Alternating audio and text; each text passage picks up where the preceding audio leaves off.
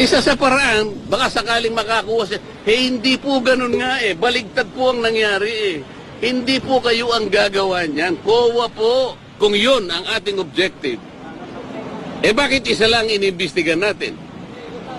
Ilang opisina ba ang merong confidential fund sa palagay nyo? May idea ba kayo?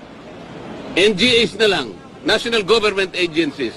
Ilan ba karami ang National Government Agencies? Palagay mo na lang 500. Okay? At yung kalahati nun, binigyan ng confidential fund. Di 250 yun. LGUs, sila ng LGUs. Mga mayors and gobernador. Palagay mo lang 1,000. Kalahati nun, 500.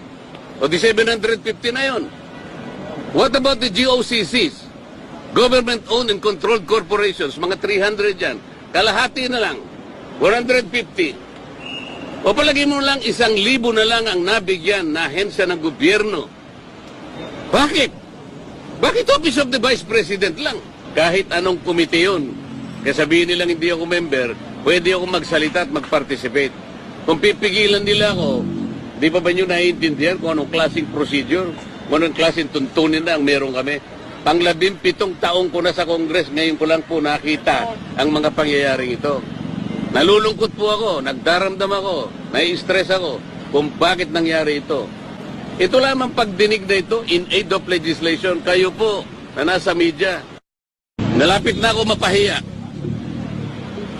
Nahihiya na nga rin ako eh. Siguro nahalata ninyo eh.